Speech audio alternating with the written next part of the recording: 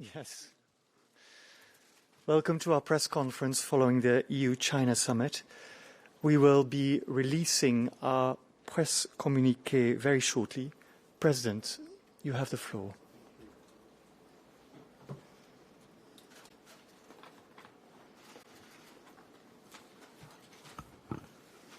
Ladies and gentlemen, good afternoon, everyone. We have just concluded our EU-China summit.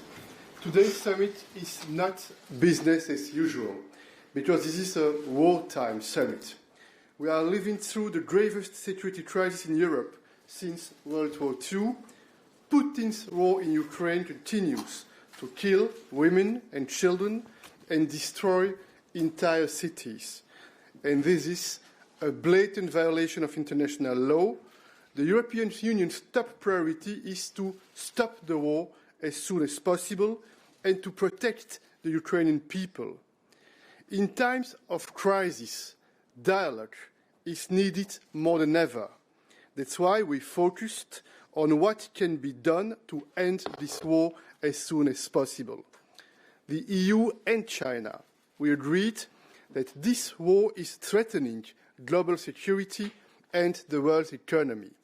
This global instability is not in China's interest and not in the EU's interest. We share a responsibility as global actors to work for peace and stability. We called on China to help end the war in Ukraine. China cannot turn a blind eye to Russia's violation of international law, and these principles are enshrined in the UN Charter and principled sacred to China. The EU, together with our international partners, we have imposed heavy sanctions on Russia. And our goal is to put pressure on the Kremlin and to end the war. These sanctions have also a price for us in Europe, but this is the price to defend freedom and democracy. Any attempts to circumvent sanctions or provide aid to Russia would prolong the war. This would lead to more loss of life and greater economic impact. This is not in anyone's long-term interest. We will also remain vigilant on any attempts to aid Russia financially or militarily. However, positive steps by China to help end the war would be welcomed by all Europeans and by the global community. We also discussed areas of shared interest where we cooperate, like global health. We want to engage with China and all members of the WHO on a new agreement on pandemic prevention, preparedness and response. We are also cooperating with China to protect our planet, and we can and we must do more. We must be ready for COP27 in Egypt later this year, and we also called on China to further increase its ambition on environment, biodiversity, and climate action. We also discussed areas where we disagree. We raised our concerns about China's treatment of minorities in Xinjiang and Inner Mongolia and of the people of Tibet, and this includes the crackdown on human rights defenders. We also expressed our regret at the dismantling of the one country, two systems in Hong Kong, and we insisted a lot on the relaunch of the human rights dialogue, and Prime Minister Li Keqiang confirmed that this would take place, the relaunch of the human rights dialogue. We also raised individual human rights cases. We also discussed our trade and economic relationship with China to make it fairer, to ensure reciprocity, to achieve a level playing field, to rebalance our bilateral trade and investment relations. We also raised the issue of China's discriminatory trade practices against Lithuania and the effects for the integrity of the single market. We also touched on a number of international issues. Taiwan, of course, the importance of preserving stability and the status quo in the Taiwan Strait, the challenges in Afghanistan, but also the situation in Myanmar and the Korean Peninsula. En conclusion, So to conclude, we had the opportunity to have these discussions with the Chinese authorities in this exceptional context. It's a very serious situation. Of course, this war has been triggered by Russia in Ukraine. It's a tragedy for Ukraine. It's a clear attack on the international rules-based order and international law in generally. We had the chance to explain the EU's position, to call on China to act, to commit to acting and to commit to participating actively in all efforts which are being made to restore peace and stability. Thank you. Thank you, President. Thank you very much. Indeed, today's summit was certainly not business as usual. It took place in a very sober atmosphere. It took place against the backdrop of the Russian war still unraveling in Ukraine. And thus it was good that we had a very open and a very frank exchange today with President Xi and Prime Minister Li.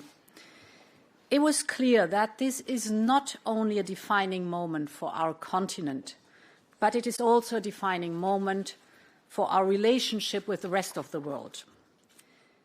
Looking at the facts on the ground in Ukraine, the suffering of the citizens, the shelling and the bombing of cities, the millions forced to flee, it is clear that this is a humanitarian disaster that was created by choice. We are supporting Ukraine and its people as they face an unjustified aggression. The war is also a violation on common principles and rules, and first and foremost on the UN Charter. An overwhelming majority of UN members stand united in condemning Russia's aggression against Ukraine. There must be respect for international law, as well as for Ukraine's sovereignty and territorial integrity. And therefore, China, as a permanent member of the UN Security Council, has a very special responsibility. This is what we discussed in a very frank and open manner.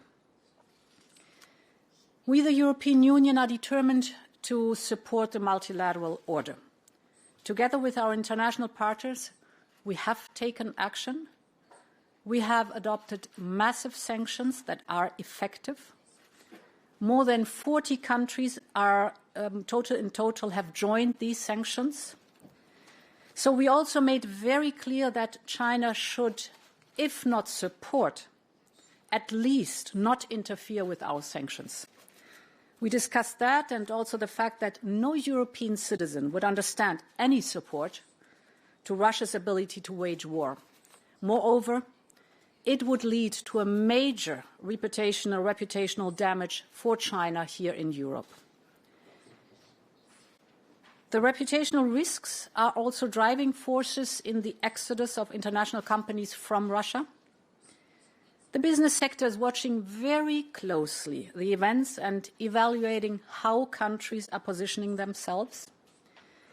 This is a question of trust, of reliability, and of course of decisions on long-term investments. Let me remind you that every day China and the European Union trade almost 2 billion euros worth of goods and services, and in comparison, trade between China and Russia is only some 330 million euros per day. So a prolongation of the war and the disruptions it brings to the world economy is therefore in no one's interest, certainly not in China's. Beyond the Russian invasion in Ukraine and its consequences, we of course also discussed bilateral issues. We continue to cooperate constructively on climate issues. We want to build on this to prepare for COP27 in Sharm el-Sheikh. The current high prices for fossil fuels are also important to watch because they should not bring us to allow a lock-in in fossil fuels, but they should, on the contrary, move us forward towards more strategic investment in renewables and investment in a decarbonized economy. We can also cooperate in the fight against COVID. I've always said that we are in for long haul. And to set the record straight, I think figures always count, also over time. The European Union is the world's front runner when it comes to providing vaccines to the world. To date, the European Union has exported over 2 billion doses of vaccines, of which over 400 million are donated, 85 through COVAX. China in comparison has exported 1.2 billion doses and donated 115 million doses bilaterally, and via COVAX 220 million doses. Of course, we acknowledge that Omicron is hitting China hard. 30% of its economy and 25% of its population are in lockdown right now. So we have a mutual interest in ensuring widespread vaccination with the effective mRNA vaccine technology to stop the pandemic. We see by experience here in Europe that the best protection against Omicron's impact is full vaccination and boosters. In Europe, 70% of the population are fully vaccinated and 52% are boosted. And we're always willing to share expertise and support in this matter with China. But we also made clear to China that a number of important differences need to be addressed. China must stop its unjustified trade measures against Lithuania, which violate WTO rules and disrupt the EU's internal market. Until it does, we will pursue our case in front of the WTO. China must also lift its sanctions against members of the European Parliament. It must address global concerns on human rights and labour rights, in particular as concerns the situation in Xinjiang region. And we need a level playing field in our trade and investment relations. China needs to improve the access and conditions for our companies on the Chinese market. So to conclude, this summit was an important opportunity for us to convey Europe's deep concerns about Russia's war and aggression against Ukraine and our determination not to let it stand. And we know the world has taken a very clear stance on this. Thank you very much. Thank you, Madam President. We'll take a few questions first here in the room. Stuart, you were first. Politico. Thank you, Baron. Stuart Lau from Politico. My first question goes to President Michel. So right now in your opening remarks, you talked about keeping vigilance on any attempt by any countries to aid Russia financially or militarily. Did you receive any assurance from Chinese leaders today that they wouldn't do that? And if they do, if any country does, what would the EU's reaction be? And for President von der Leyen, a month ago in Munich Security Conference, you raised concerns about the China-Russia partnership agreement signed just a few weeks before the war started. After today's summit, did you get any assurance from China that, the same position might have altered, or are you still keeping the same position on this concern? And if this persists, what should the EU do? Thank you. First element, it was extremely important to have a candid, a very open exchange of views on the current situation for obvious reasons, because we all understand that this situation is extremely serious, extremely dangerous, not only for Europe, but also for the rest of the world. This is one first element. Second element, we share same goals. We want peace, we want prosperity, we want security. Third point, during the last European Council meeting here in Brussels, we have taken an important decision. We have decided together with the Commission to make all the possible efforts in order to avoid being collectively victims of loopholes. And that's why we engage politically, diplomatically, in order to explain our arguments. And we think indeed, and this is what we have explained to the Chinese authorities, that it is important to put pressure on the Kremlin. It's also important to encourage the Kremlin to negotiate and to be sincere in those talks. We have had this occasion to use all possible arguments that are well known here in Europe, and we hope that those arguments have been heard by the Chinese authorities. So both sides emphasized the importance of the peace architecture we have. I think for us is very important that we always keep in mind and insist on the fact that we have a clear multilateral order that has been developed by the world's community because of the atrocities of the last century. And therefore it is in no one's interest to try to redefine that. In that, we've been very clear. And there's a second point where we've been very clear in this summit too, that this is a defining moment, not only for Europe, but also for the rules-based order. It is a defining moment because nothing will be like it was before the war. It's now a question to take a very clear stance to support and defend the rules-based order, which is very clear that if you have conflicts, you solve them at the negotiation table. You don't take aggressive military actions. And therefore, it is for us important that regions, countries, actors on the global stage are very clear on that too, that they support this peace architecture that is built on negotiations and not on military aggressive action. Philippe Régnier du Soir. Merci. Une question. Thank you very much. A question for both of you, a slightly broader question. By maintaining the intention of dialogue with Beijing, is Europe not perhaps going down the same road as that which was followed with Russia for a very long time, where we didn't see that Russia was turning into an enemy rather than a dialogue partner? So the question is the following. China is an economic partner, but perhaps also an enemy, wouldn't you say? Well, having a dialogue with someone doesn't mean being blind to them.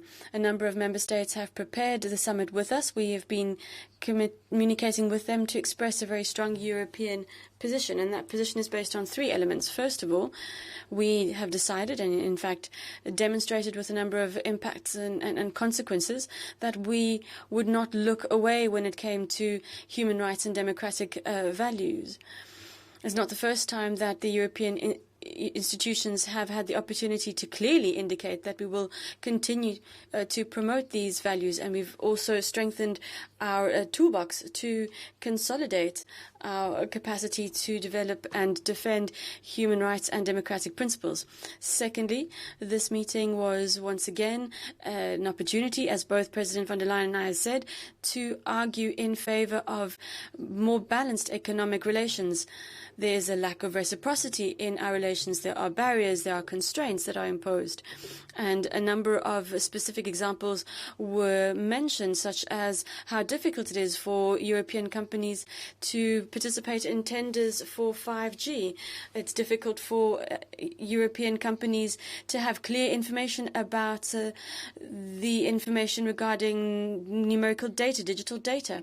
And third element, and that's where we see how coherent our united principle is in the EU, is our intention to talk about global issues. We're not blind to China. We need to work with China because they're a big actor on both the political and economic stage.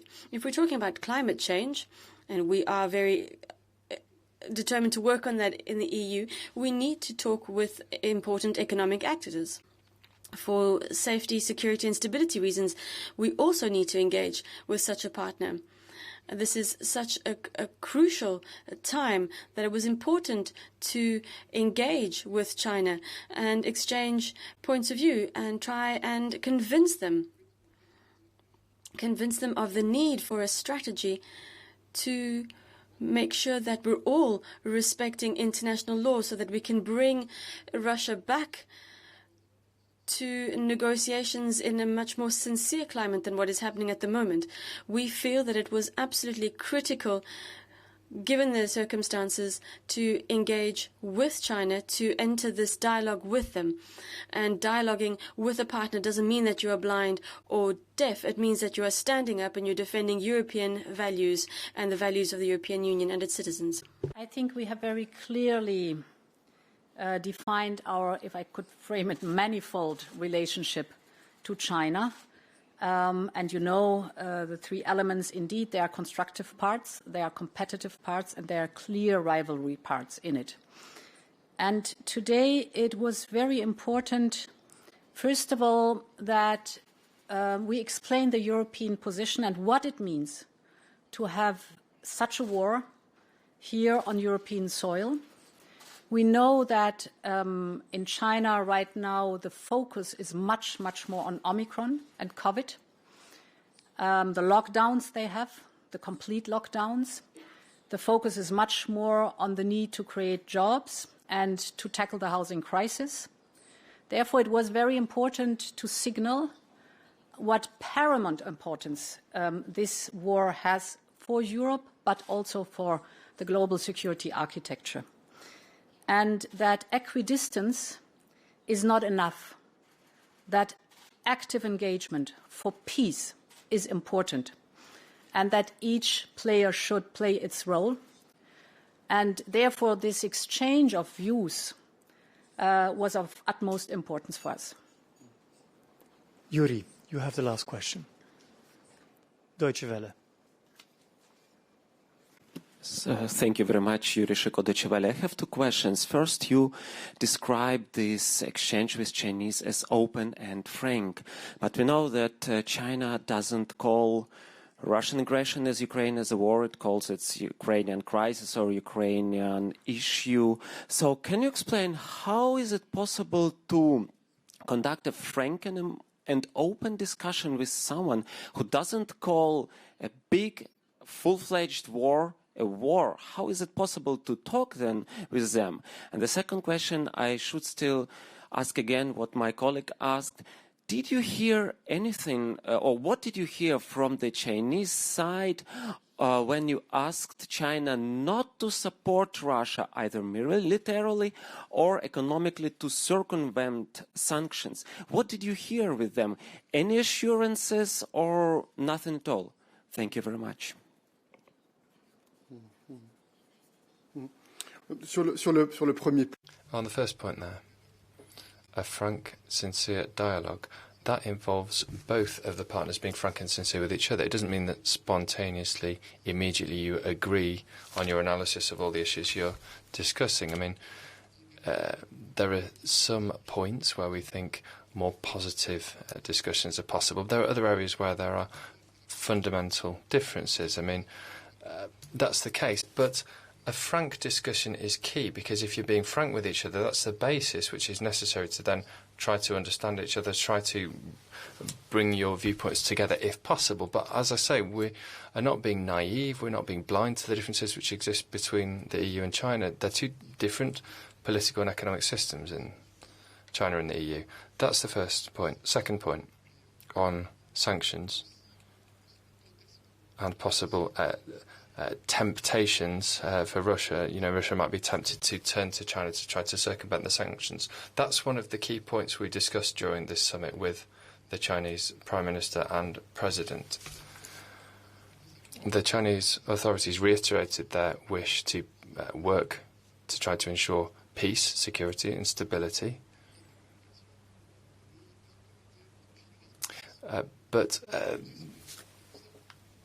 Basically, I mean, we'll see what they say in their press release. I don't want to get ahead of myself, but we hope that our arguments which we put forward will have been heard on the Chinese side. Now, I said, and the Commission said, we hope China will take into account the importance of its international image and the importance of the economic relations between China and the EU. 15% of Chinese exports go to the European market. Only 1.5% of Chinese exports go to the Russian market. And open means that we exchange very clearly opposing views. This is not a conflict. This is a war. This is not a European affair. This is a global affair. It concerns the whole world. And this is Russia that unleashes all the knock-on effects, for example, the looming food security crisis for the world. Of course, as I said, it's opposing views. And this is frank and open if you are able to exchange that, and we did that. The second point is that, of course, we expect China, as a member of the Security Council of the United Nations, to take its responsibilities. There are few members only, and they have a vast responsibility. And China has an influence on Russia. And therefore, we expect China to take its responsibility to end this war and to come back, that Russia comes back to peaceful negotiations solution. And last but not least, this was part of your question too, of course, we expect China, if not supporting the sanctions, at least to do everything not to interfere in any kind. Also on that point, we were very clear. Thank you, Madam President. Mr. President, this concludes our press conference. Keep an eye out for our press release, which is coming soon. Thank you for joining us. No more.